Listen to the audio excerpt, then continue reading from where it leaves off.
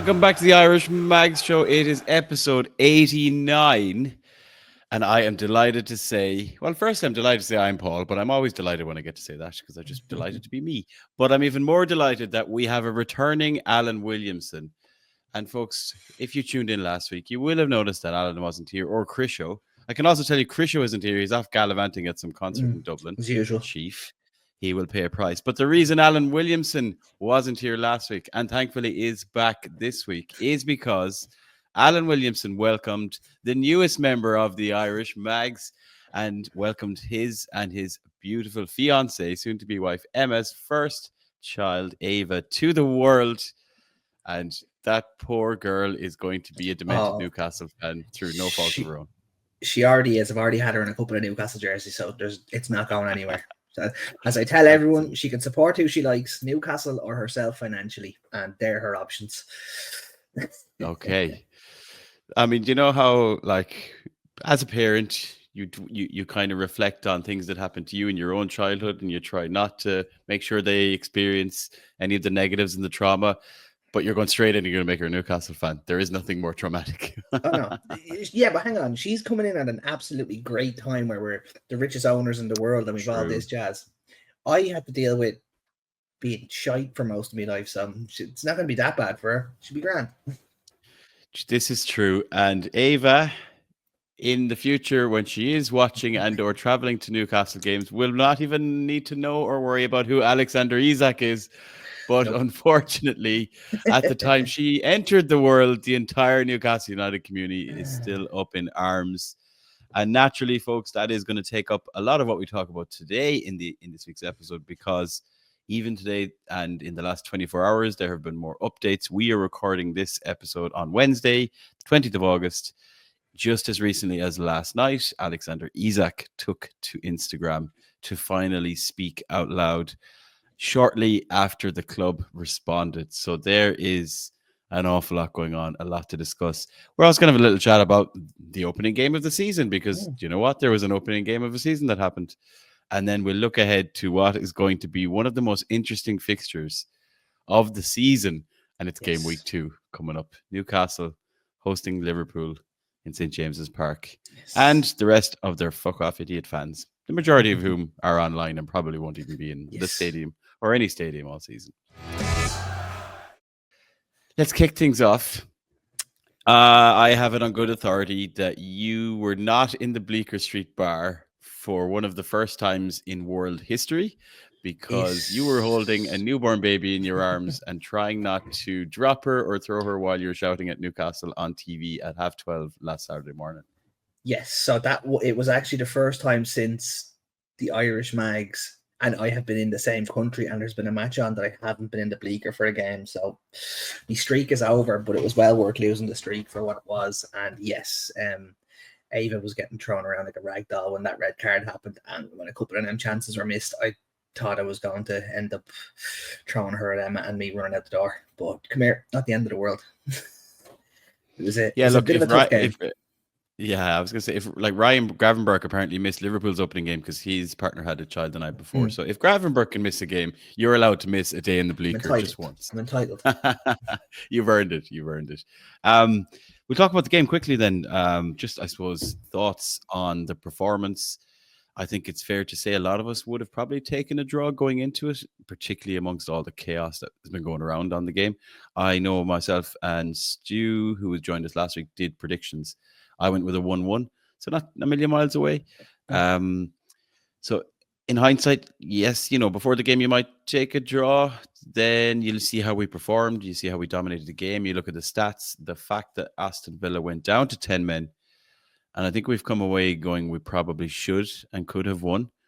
But a point is never bad away in a stadium we don't usually do that well in on the opening day of the season. Again, parking the shit show that has been the summer. Yeah, it was a really weird game, because going into it, I was like, we're going to Villa Park, first day of the season. Everything that could have gone wrong in pre-season has pretty much gone wrong. I'm not looking forward to this. I was going, Jesus, just don't get a hiding. Don't embarrass ourselves. And 15 minutes in, I was like, oh my God, we're on this today. We are looking absolutely excellent. Anthony Gordon ran his socks into the ground. It was unbelievable. I thought he was one of the best players on the pitch. I just thought we really kept Villa at arm's length, but we were lacking someone who can put the ball in the back of the net. If only we had a £150 million striker that was refusing to play for us. But less said about that, the better. Yeah, I thought we were good for a point, and arguably should have left disappointed. But if you had said to me before the game, look, you're going to get a point and you'll be disappointed you're only getting a point, I would have gone, I don't know what preseason you've watched of us, but it would have snapped the hand off you for it. So absolutely would have taken it before the game, and I'm happy enough to go down to Villa Park, take a point, and get back to St. James's for what will be a great game next week. Yeah, we're going to talk about that because, Jesus, there's going to be a lot going on. Things that stood out for me, particularly with Aston Villa, we started really well, and in the past we've done that, and it lasts 5-10 minutes, and then we drop, we kind of go missing or we drop off, and you don't capitalize, or you may be like, again with this team at different points, you get to a point like that Elanga chance, for example, when he kind of goes through on goal, and when those chances get missed, you do feel like, oh shit, and then the momentum of the game swings, and it's that moment is where it swings. But we actually continue to remain on top at 11 against 11. And again, away from home, again, with everything going on. That was incredibly impressive. I thought that Fabian Schär and Dan Burn were outstanding at the back. Now, that's probably a good thing. Like, Ollie Watkins has ran rings around them before. Maybe he isn't as quick as he was, but it's still Ollie Watkins. The one other thing that impressed me before we come kind of to the red card and how things shifted, but one of the things I kind of predicted, like, to keep an eye on, or one of the things I kind of expected / hoped would happen, was a huge season from Anthony Gordon. And in my mind, what I've been thinking is, he didn't have a great season last season, has a lot to prove. And amidst all this, he's one of those players. He is egotistical. He does like being the main man. He was the main man for the England under-21s. He was the main man at Everton. That this whole ISAK thing might even create a monster in a good way with Anthony Gordon. And he ran his bollocks off in that game. He's not a natural finisher. He's not a natural number 9, but he absolutely ran his bollocks off, and that kind of set the tone, almost like, in a way, leading from the front, which is what I've said about ISAK before, and it's upsetting. But yeah, I was really impressed with that, to the point where I know Ali McCoist, I think, gave man of the match to Fabian Schär. For a couple of crossfield balls, and I was going, really random reason. Dan Burn and Fabian Schär, like, they were good, but they didn't have a whole heap to do. So if I was giving it to anyone, it would have been Gordon in my eyes as well. Gordon or Bruno. I thought Bruno was excellent as well. That's what I was thinking. I thought Bruno was brilliant in the second half. I would have given it to Gordon overall. Elanga had some flashes, but like, Aston Villa had an XG of like 0.14 or something. So it was strange to give it to the defense. But obviously they've neutralized them, right? And collectively, I think you can give them both man of the match. But when you're just giving one, I would have leaned towards Anthony Gordon. Other thoughts then? What were your thoughts on the midfield? Because obviously it was the midfield 3 that we expected. Thoughts on Tonali? Obviously we just mentioned Bruno, but Tonali and obviously Joe Linton then back in. It's the best midfield in the Premier League, bar none. I don't care what anyone says. It's every single one. Those 3 players get into every single other midfield. They might not start week in, week out, but every single one of them players gets into every single other midfield in the league at least half of the time. So we have to trade them, running it in week in, week out. They're absolutely fantastic. Tonali's going to be absolutely massive for us this season. Bruno's going to play like a man possessed all season, and Joe Linton is going to rack up 25 yellow cards. It's going to be excellent to watch all season. Cannot wait for it. Yeah, and again, I came out of this match wondering, were we that good, or were Villa just not really at the races, which is rare for them, especially they're at home and everything. Now, they haven't had a fantastic window either, but it's always that debate of, were we that good? Were they shit, or did we make them shit by being good? And I'm leaning towards we just kind of neutralized anything they had, and just we had them we were on the front foot. We had control of the game. We were creating chances. Anthony Elanga was causing havoc, and just those couple of moments where Elanga gets through, and then Elanga puts Anthony Gordon through. That's where our XG is probably higher than we had about 1.5 XG, because we created some real chances. So I just think all in all, it was a really strong performance for that, again, with context, and for an opening game away to a team who finished on the same number of points as us last season. It's a fantastic result, no matter what way you look at it. to go to Villa Park and not to lose, that's a great result. Every single Newcastle fan before that game would have said, take a point? Yes, I'll take a point and I'll go home. Don't worry about that. Just don't lose. That's exactly what we all said before the game. Don't lose. We didn't. Performance was there, and I was so happy because I was really, really worried going into the game. But I just thought, man to man, we were the best team on the pitch, obviously, but the man to man, I don't think anyone on the Villa team really causes too many issues. Like, obviously, there was a couple of shots on target. One player, I think, was their best player because Harvey Barnes was our worst, and it was Matty Cash. Yeah, Matty Cash. Yeah, he probably had his best game I've ever seen him play, and he just kind of Barnes was almost a passenger. In fact, to the point where I was like, I'd forgotten Barnes was nearly there for a while because Matty Cash was getting first to everything. Now you'd hope that's just a little bit of rustiness, but that was the only stand up for me. And their keeper did well considering it was his debut, and he's come in. He's 34 from France. I'll give you a stat for Matty Cash. He equaled the most ever shots blocked in a Premier League match in that game with 6, I think it was. So he himself blocked 6 shots. Jeez, it was everywhere. Okay. Yeah. Interesting. Fair play, Matty Cash, but this is not an Aston Villa podcast, so go fuck yourself. Thoughts on the lineup then, and then we'll get to the end of the game, the 10 men. But on the lineup, obviously, debut for Elanga, but that was the only new player in the squad. I mean, there was a small part of me that thought Eddie Howe could easily just put Jacob Murphy in here, and we'll be opening with the same 11 as we closed with last season, effectively. Yeah, I was kind of expecting that myself, if I'm totally honest with you. Yeah, he has form for delight to see Elanga play. He is. I don't want to say he's levels above Murphy because Murphy had such a good season last year, but you can just see there's a difference in class in the two players. Murphy had a fantastic season and he'll work and work and work. Elanga just has that little bit something special and looks like he's going to be great for us.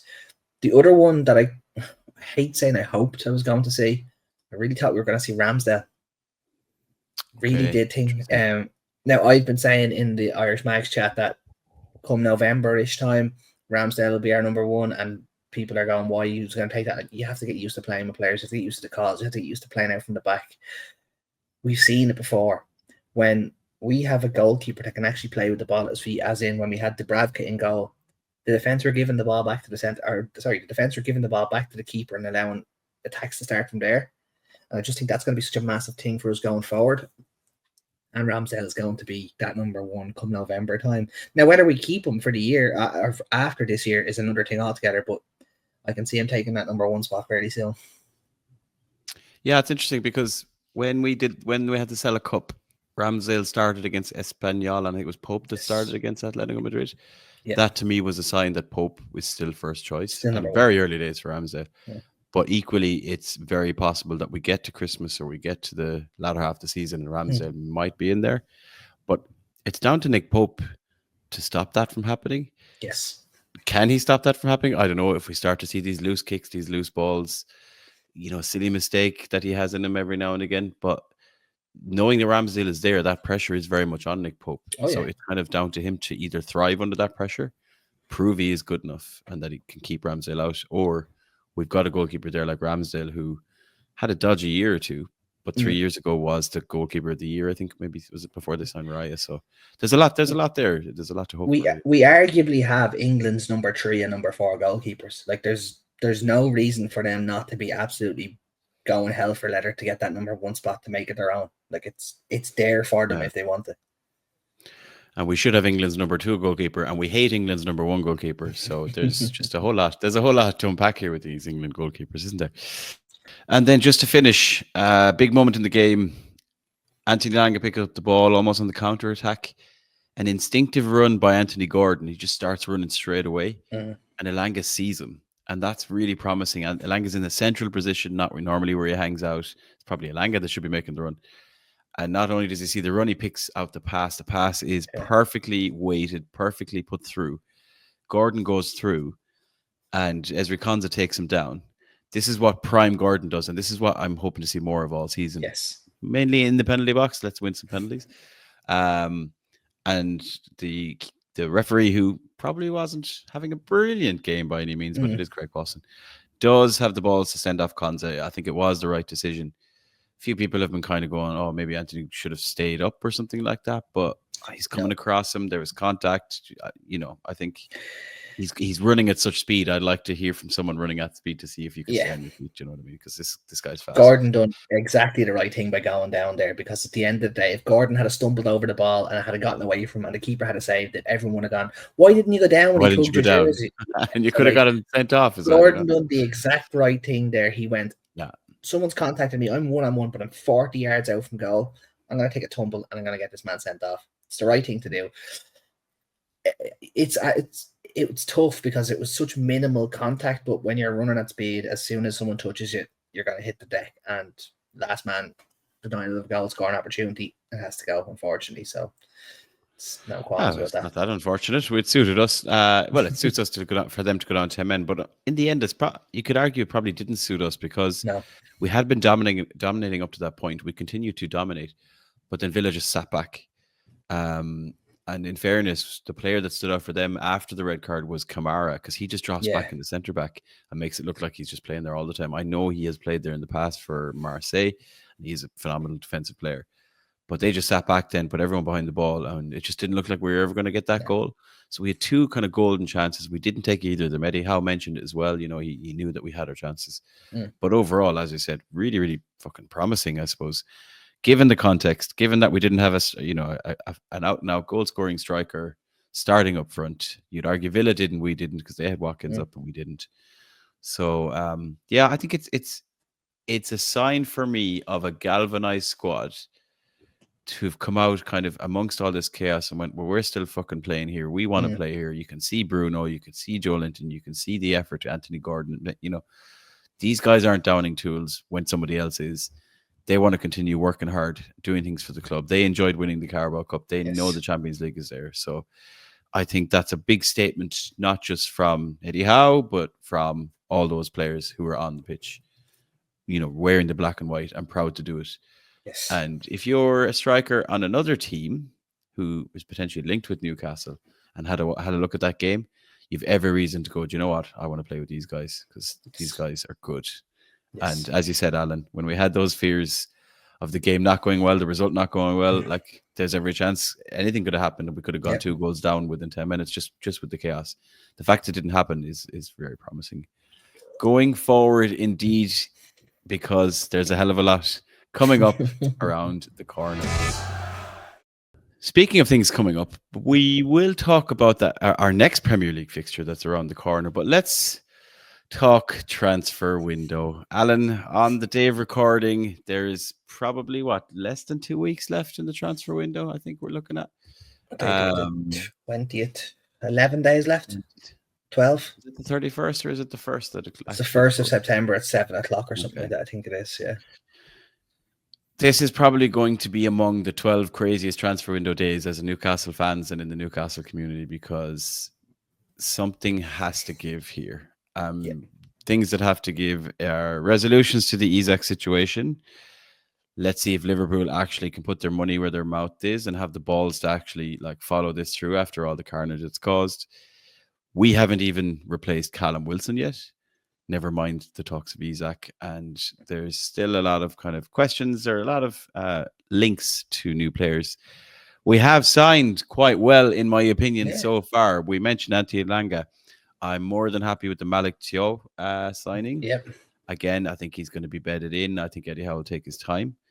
There's going to be so many games that it'll be perfect for Malik Thiaw to come into, whether that's Cup, whether that's Champions League. I just think bringing him in against Aston Villa away from home in the first game when he's only been there a few days, there was just no need for it. Yeah. So I'm fine with that. Obviously, we've also mentioned Ramsdale, and a player that has been signed since we last recorded this podcast is Jacob Ramsey. I want to get your opinion on Jacob Ramsey. I don't know. I don't want to say this is a curveball because he's been linked with us before, and he is the classic Eddie Howe signing, and as much as it's a stereotype at this stage, but this is a player who I swore by about 2 seasons ago from an FPL perspective. He was hammering points for me in the FPL. And obviously watching him play, he was on the fringes of the England side. Didn't have a great season last season, bit of injuries, but where do you kind of rank this as a signing? Oh, I absolutely love this signing. This is an absolute cracker of a signing. This is where we've seen a club with PSR issues, like happened to us last year. We've gone, They need to sell. They have a very, very, very good player there that we could probably get for a very good price. And we've gone and done it. Don't get me wrong, he's not going to break into that midfield three. But as an upgrade on a Sean Longstaff, it's chalk and cheese. He is 10 times the player Sean Longstaff is. And that's exactly what he is. He is the Sean Longstaff replacement. That's what we have to remember. He is so much better than Sean Longstaff. And that's not a slight on Longstaff. That's just the truth. Technically, physically, absolutely everything about Ramsey is better than Longstaff. And going forward, it's just an improvement to the squad that we absolutely needed. He's a bit like Willock, but with more meat on the bones and isn't going to break down as much.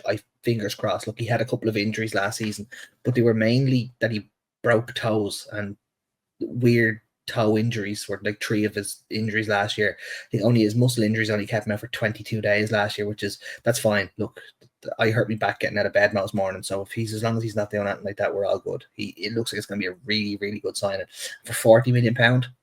That's a good deal. That's a good deal. So I'm happy with that. Yeah, and again, this is a player who is still in the early-ish stages of his career. He kind of broke onto the scene really at Villa. Was hugely promising coming up through their youth teams, their academy, their under-18s, and so on. Was obviously has impressed more than one manager at Villa as well.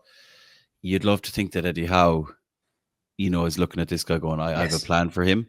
Yes. And the thing that's good for me about this is what we seem to have done in the past is, particularly when Joe Linton is injured, is we've dropped Joe Willock in there.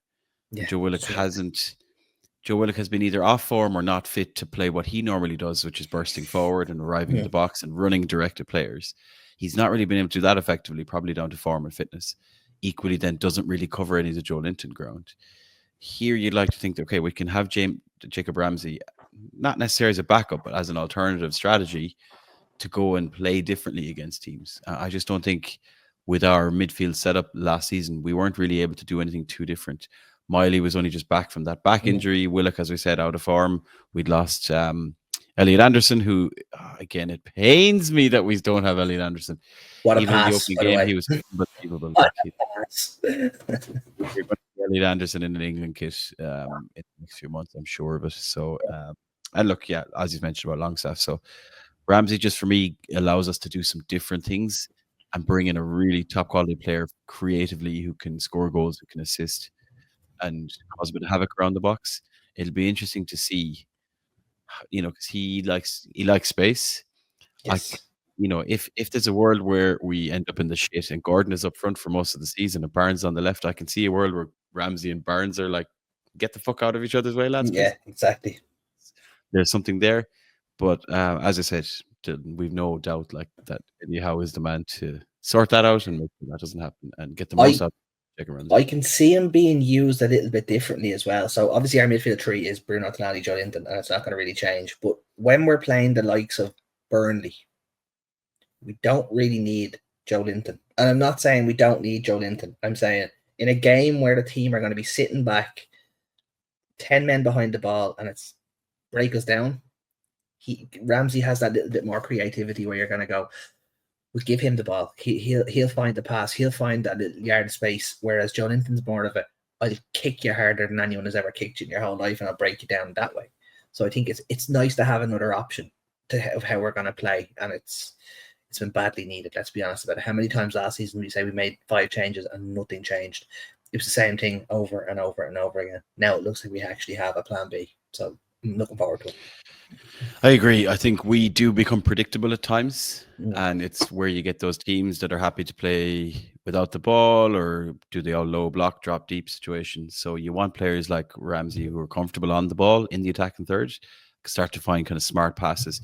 You can see what happens when we do in those games where we have been able to work the ball and find those kind of passes with Tonali linking up with Isak or whether it's Harvey Barnes. We've seen us reap the rewards of that. We just need to get better at it. And it's probably not Joe Linton's strongest point because, as you said, he just likes to bully and batter lads. And that'll be a good segue onto the Liverpool game very shortly. Before that, though, there's another massive transfer story that's kind of probably occupied the majority of everyone's timelines and feeds today. And it's grown legs as the day has progressed. And this is all about, well, we'll talk about incoming first, right? Because these things are all connected. Yeah. But it is what's becoming the Isak-Wissa fiasco. Yes. And just we'll talk about Wissa first, right? Because even now there's so much happening here. I don't even know where to begin. On the surface level, it's very easy to say Wissa is behaving exactly like Isak. Is this? Yes. Well, how do we feel about this? And to be honest, I agree with some of the sentiment that I don't think players going on strike, deleting their Instagram photos, isolating themselves, not training to leave a club. I think that is just not the right way to go about it. No. You can see Eze and Mark Gahey both talking out for Crystal Palace, both in training. Like Eze might move to Arsenal or Spurs tomorrow morning and was training today. There's a right way and a wrong way, and I don't like it. And there's a part of being old school about it, but at the end of the day, it does raise question marks. Yeah. However, there is also the thing to remember that Wissa is 28. Footballers' careers are short. He was a late bloomer in terms of getting to the top level. Has X number of years left, not only to play Champions League football or play at the highest level, but to earn a fuckload of cash. Yes. So there's an element of going, well, this guy is looking at it going, shit, I've probably got 3 years left of playing at this level. Yeah. The way football has gone, the way ages are getting younger, 31 is now old, whereas Isak obviously is a few years before that. Plus, Isak has, 3 years left in his deal that he only signed a couple of years ago. Probably makes a fuckload more money than Johan Wissa. I would hope so. Yeah, and just I don't know. I'm not justifying Wissa over Isak. I don't like either of them, but there is a point to say that the cases are different. How any of these idiot Liverpool fans are comparing the Isak situation to the Trent Alexander-Arnold situation is beyond me, because Trent Alexander-Arnold wasn't even in a contract. Granted, he could have stayed around to help them get money. Nope, somebody should have signed that contract before that. Yeah. They're very different cases. Yes. But sticking with Wissa, I suppose, just because it's very fresh. We've been linked with them. We've been told the bid was increased to £35 million up front plus £5 million in add-ons. That has been rejected by Brentford. And I don't even know what price Brentford want or expect, but probably sounds like another £5 million. They keep moving the goalposts. It's all a bit all over the shop. But Alan, you'll have seen this and you can tell me what is going on. First, there was a tweet saying, oh, well, Spurs might offer Richarlison to Palace as they try to get Eze. And if Richarlison leaves and they bring in Eze, then they might go in for Wissa to replace Richarlison. And then 20 minutes later, oh, yeah, Arsenal are coming in for Eze. So I don't know the fuck what's going on. Do you know what the fuck's going on? I don't know exactly what's going on, but what I think is going on is Eze wants Arsenal because he's an Arsenal fan, as my brother keeps telling me. I don't know how true that is. He's an Arsenal fan, seemingly. So Eze wants Arsenal. Spurs want Eze. Arsenal want Eze now because Havertz got injured. I can see that going one of two ways. Either he refuses to join Spurs and just downs tools and stays at Palace, or he goes to Arsenal, which I think will be how it goes. The Richarlison swap deal, that just stank of get a story out there that might get Newcastle to come in with another bid. It reeked of something, and it didn't. All it did was get Arsenal to go, hang on a minute, we'll come in and we'll do the Eze deal, and we'll take that from underneath us. And now kind of backfired on everyone. Richarlison doesn't look like a Brentford type of player. I don't know how that makes sense, if you know what I mean, but I can't see him there. But Wissa is going to end up in a black and white jersey. As Keith Downey said tonight, he has his heart set on the number 9 jersey, which I'm not too pleased about that. Wissa in our number 9. Look, come here, Dwight Gale warrant scored goal for us. Come here. If he comes in its first couple of games and gets a couple of goals, I'll eat me words, but I've always felt like the caliber of striker that wears our number 9 should be a massive, massive player.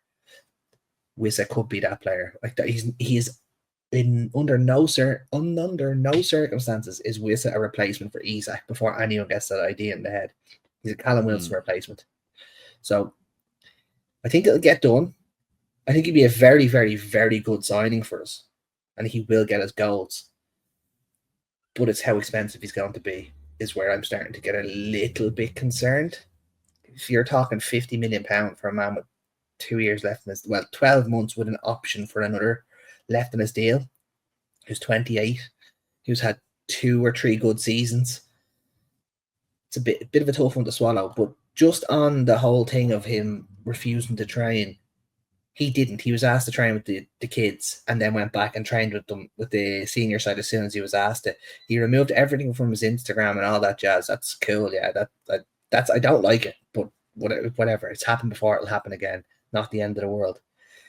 The difference between what's happening with Isak and Wissa in my head, we never had an agreement to sell Isak.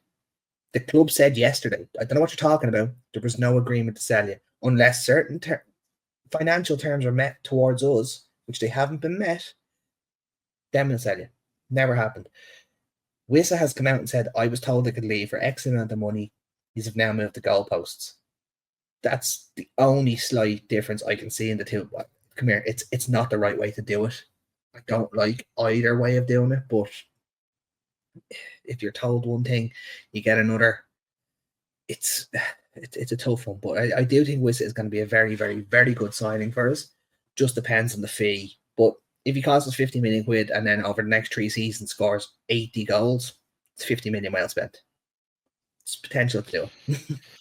Yeah, I mean, his numbers are good in a very well-functioning Brentford side. So you'd love to think he'd come into a very well-functioning Newcastle side and do something similar. And he's quite versatile. He is, of course, a Wilson replacement. He's not meant to be the Isak replacement. So there is a world, maybe unlikely, and that'll bring us on to the next topic. But will we ever see Isak and Wissa on the same pitch? I don't know, but it's not out of the question to see that tactically in terms of playing styles and so on. Okay, maybe this is all a smokescreen and we'll end up with fucking Richarlison. I don't know. He scored 2 great goals against Burnley at the weekend. Yeah. So, but I'd be surprised to see something like that happen. Other names are going around. We're still linked with Jackson. We're still linked with Samu. The talks of Ramos have died down. Samu got injured the weekend. Samu got injured the weekend. So yeah, he did. Yeah, look, it's too for me. It's still too soon to speculate. There's 2 weeks left in the window. We're gonna have to ride this wave rather than just keep talking about it because it'll drive me fucking mental, Alan. To be honest, and I just can't be doing it. Okay, we need to talk about Liverpool, but the core topic about this Liverpool match is, of course, Alexander Isak.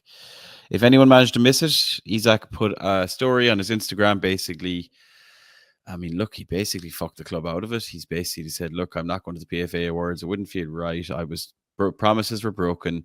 People are lying. I've remained quiet while everyone else is talking shite. The trust is gone. It would be best if I just move on."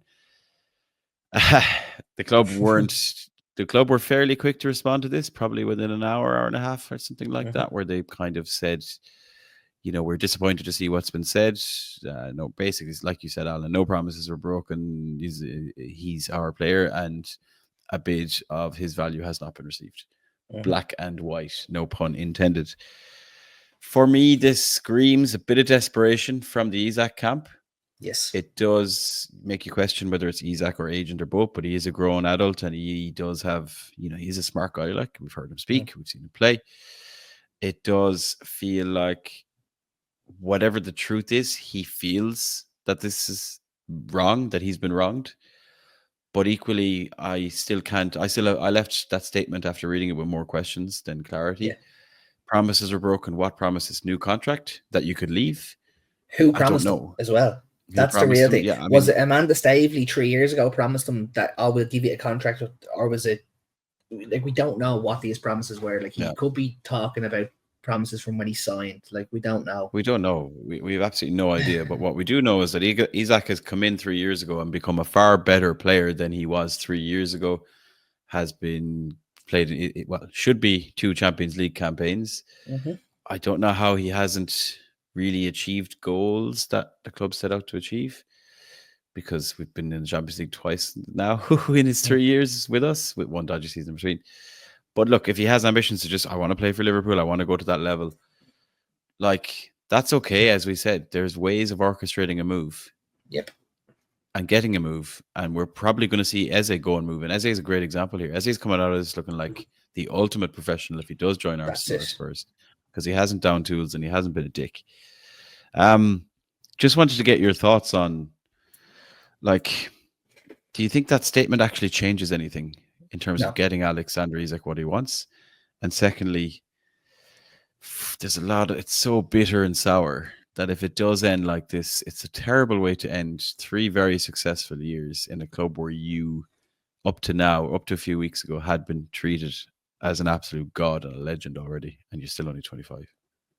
Yeah, it's just agents ruining football. Like, if there's anything I could get rid of in football, it'd be agents. Why does someone need a representative getting 10% of whatever he makes to advise him on a move? Don't get me wrong. We all know, like, I hate admitting it, obviously, Liverpool are massive. Newcastle are massive, but Liverpool have a little bit more caliber. It doesn't take a rocket scientist to see that. Why does Isak need an agent to be putting his fingers in the pie here? It's just muddling the waters. So the statement, it was nothing. Like, it was nothing we hadn't already heard. Really, it was you were promised nothing. Simon Jordan said it excellently. This whole thing of gentlemen's agreements are bullshit. Either get an amendment in the contract, just a little X, Y, and Z. If someone comes in with X amount of money, you can leave. Get it written down. If it's said in a meeting, write it down. Both parties sign it. There you go. That's the end of that. Now there's no ambiguity about it. If it happens, it happens. This whole thing of, well, maybe I was told I could leave if someone came in. Yeah, if someone came in and offered what we wanted for them, they have not offered what they want for them. My whole thing of this whole thing, Liverpool's bid at the start of the summer was designed to do exactly what it has done. It was designed to get Alexander Isak to go, oh, hang on, the team that just won the league, the team that could win the Champions League, the team that could win the league again this year, want me. But they don't value you at what you're actually worth. I think Isak's not angry because he is going to be angry. I think his anger is pointed at the wrong club. If Liverpool had to come in and offered £150 million and we had said no, then Isak could have gone, hang on a minute, lads. That's what my value is. We kind of have to look at this and go, maybe we have to. But Liverpool came in with 110 million. What's that? Like, that's 40 million under what we said he was worth. If Liverpool want them, pay the fee, throw the money on the table, and then we can have the conversation. But they've now left it so late. They tried to swing their Billy Big Balls around going, we'll take Ekitike and we'll take Isak. And Newcastle went, well, if you take Ekitike, we can't replace Isak, so we can't let Isak go. That's and the point. That was said 6 weeks ago. And we're still having the same boring fucking conversation where we're going, oh, you're holding them hostage. Don't sign a 3-year deal with no release clause. Don't sign a 3-year deal with no release clause. I just can't cope with the holding hostage thing about it. It is baffling. I mean, people who are writing on Twitter or whatever that the Newcastle are holding this guy hostage, just try and go on another website or walk out the door and read a newspaper about what that actually means. See that Anfield agenda, lad. See that Anfield agenda, lad. I won't click play. I won't give them the impression or the view or the click or whatever it takes. I hate the fact that I live in the same county as that melon. I know. It's fucking Uncle Fester looking idiot. That man's never set foot in Anfield. I reckon I've been to more Liverpool games than him. He's a spoofer. Put the money up or shut up. That's the end of it. Like, that's the way if Liverpool really want Isak, put the money up. And the other thing on Isak, if he really wants to go, there's a thing called a transfer request. But he won't do that because he'll lose out on money. Yeah. So it's the whole thing is a farce, to be honest. There's no doubt that Liverpool, 10 years ago we would have called it tapping up, right? But there's no doubt that conversations have happened behind closed doors or secret conversations. But they're not bidding. There's a valuation, and they're not meeting it, clearly not meeting it. So he's gone and put himself on the line, his career at Newcastle on the line, to enforce a move that isn't coming from the buying side. And that last point you made, like, we probably would have sold Isak to them for 130 million if we'd have signed Hugo Ekitike. And then they went and hijacked that deal. So they signed what was like, out of all of them all summer, that he was probably the closest, if you're going by the information we get, right? We don't know. And then suddenly they went in and hijacked that deal. So again, the fact that they've set the bar themselves with how much they've spent on Florian Wirtz, and I've said this for about 4 podcasts in a row now. But when by paying 120 million for him, they told everyone that Isak is worth 20 to 30 million more. They got 146 million pound for Coutinho 7 years ago. That's the end of the conversation. Yeah. It's the other thing is, right, people are like, oh, this is never, how is he going to come back? Harry Kane went on strike at Spurs twice and was grand, came back and was still loved by all their fans. Suarez done it at Liverpool when he was that 40 million and £1 bid, and Wayne Rooney done it at Man United when he wanted to leave for Chelsea. This is not a new thing. All of them players were welcomed back into the squad and scored goals. Come here, the first week he might get booed. The second week after he scores a goal, everyone will go, oh, do you remember he was annoying? Then he'll score 5 or 6 goals and everyone will go, what are you talking about? Isak never wanted to leave. Look, he loves life. That's how it's going to, like, if he stays, that's how it's going to go. I'll tell you what, it needs to be resolved. He needs to get it resolved for himself. Sweden are playing the World Cup next year. You know, like, well, it's a World Cup next year. Yeah. World Cup year next year. And yeah, well, I don't know what the game plan is here. It's a series of poor mistakes or poor decisions. The club aren't ultimately not to blame either. Something has gone wrong in the fact that we didn't manage to up his terms and say, yeah, here, look, we're going to give you 200 grand or 220 grand or whatever. And we'll give you a release clause of 150 million. That'll take our boxes. That, you know, why has that happened? We don't know. Yeah. But again, as we said, there are other players that are getting moves that they really, really, really want by not going on strike, by not refusing to train, by not traveling with the team, and by not going on Instagram and doing all that bollocks. So we shall wait and see. And that'll bring us to the final segment and the last few minutes of the pod, Alan, because wouldn't you know it, as the fates and gods of football would have it, Newcastle welcome Liverpool to St. James's Park on Monday. You actually couldn't write it. No. I mean, we're 2 games into the season and we're about to experience possibly one of the most ferocious fixtures and most hostile atmospheres that the Premier League may have ever seen. I'm intrigued to see what flags appear, war flags, you know, what clips, what fans will be doing, receptions of different people and players and so on. Obviously, I mean, Isak wouldn't be there unless this has all been a Tyndall master plan all along, where he just said, we'll pretend Isak wants to leave. He's got a little thigh injury. He's not back into Liverpool, so we'll just fuck with their heads for about 7 weeks. I don't even know if Tyndall has that level of shithousery in them. No, I don't think so. But we saw Liverpool play Bournemouth in the opening game of the season. They eventually won that game 4-2, but did concede 2. Were 2-2 at one point, I think. Yep. It shows they, as good as they are and as good as their signings have been, they can be got at in terms of breaking through at speed, in terms of splitting the defense. The question is, can we do it? Based on what we've seen in our opening game against Villa. So I suppose we're not going into too much detail on predicted lineups. We kind of know where that's going to be. Yeah. Maybe Lewis Hall comes back in. Maybe it's too soon. Other than that, you'd expect it to be fairly similar to what we saw. What I want to know is, do you think we have it in us to beat the shit out of Liverpool and then ultimately beat Liverpool? Oh, Joe Linton's probably going to get done for GBH. Like, this is like facts. Joe Linton is actually going to murder someone. Easiest money in the world back in. Yellow card. First yellow card. Yeah. He's he's going to be like one of them madmen where you're going to have to hold him back and then just let him go. It's going to be crazy, but I think it's going to be one of 2 things. One of 3 things. Newcastle don't show up and we get hockeyed. The atmosphere absolutely upends Liverpool and we hockey them, or it's the worst game of all time. And I'm leading toward it being the worst game of all time. There's nearly too much build-up. There's nearly too much of it's going to be this, it's going to be that. Liverpool fans saying they're going to batter us and show ISAK-LY. Newcastle going, oh, we're going to batter you. It's probably going to end up being the most boring 0-0 draw you've ever seen. I really hope it's not, because I'd love it to be just utter carnage. It's 2 good sides playing against each other. It's exactly what you want to see in the Premier League. It's going to be chaos, and I'm looking forward to it so much. Yeah, I mean, there's a lot of narrative here, and there's a lot of animosity. You know, we have 2 fan bases that now officially hate each other, and God only knows what may happen when these fan bases come together. Maybe we should just have you take on that Uncle Fester fella in a car park somewhere. But we don't condone violence here in the Irish Max Show, so we're not going to have that happen.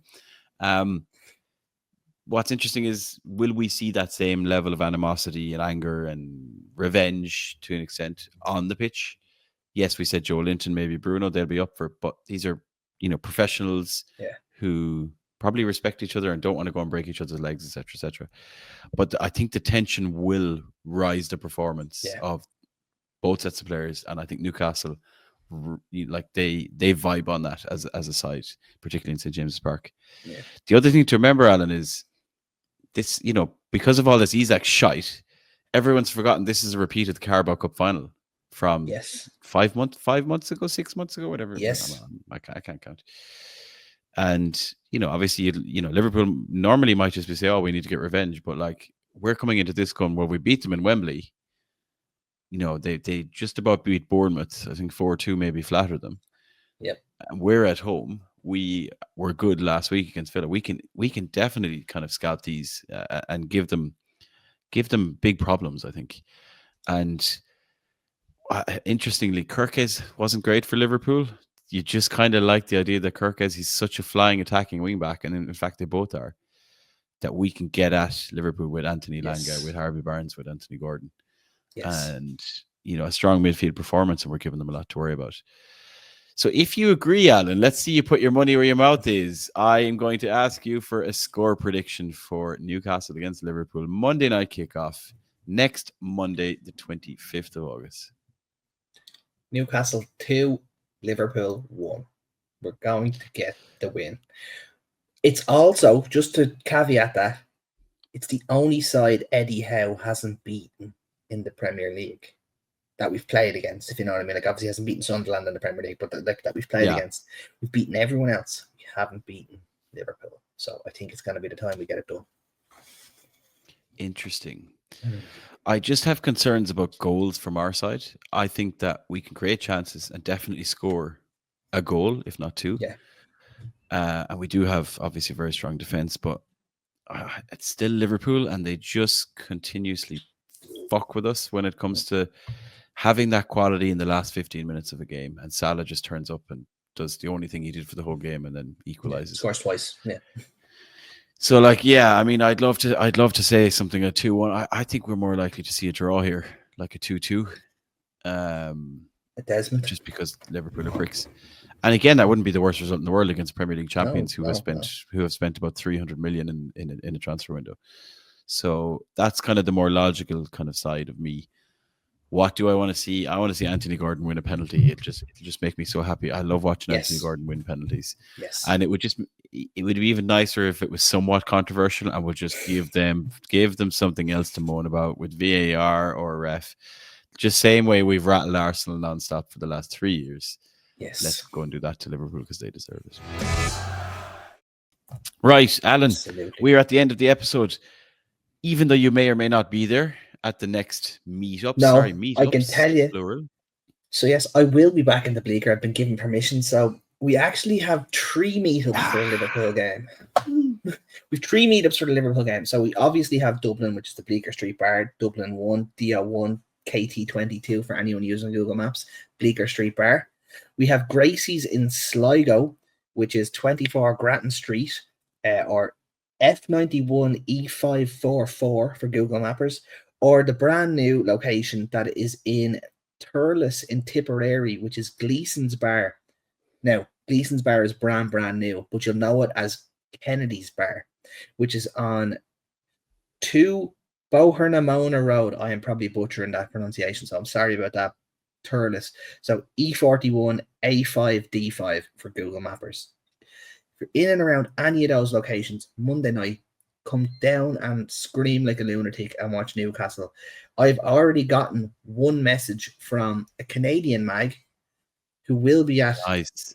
Yes, he'll be in Gracie's. So the lads from Sligo, that's my fault you have a mad Canadian, which is some deal with that. But anyone who's in and around any of those 3 locations, or if you were ever looking to set up your own meetup, or even if you've a bar out your back garden and you want the lads to come over, drop us a message and we'll get it all flagged out and decked out for you, and we'll get it all over our socials, and we have loads of mad lunatics in your house watching the match with you. I was just going to say, you're like apologizing to the Sligo lads for having a mad Canadian. We probably should be apologizing to the Canadian fella for being in with a bunch of mad I've fellas already from given him Sligo. a heads up going, you do realize these are all hillbillies, yeah? You know who you are, lads. You know who you are. But we love you all We anyway, all the absolutely do. same. Loving that. 3 meetups on a Monday night. What more could you That's it. ask for? That is how we That's do it. things in the Irish Mags. One other shout out. Anyone who's up early on Saturday morning for the Today FM Premier League show, which I think runs from 7 a.m. to 8 a.m., I believe. We are going to have an Irish mag speaking about all things Newcastle on that show. And it is me. I'll actually be speaking with Today FM on this topic. They've reached out. They want to hear from the Irish mags because the Newcastle are fucking huge. Everybody wants to talk about Newcastle.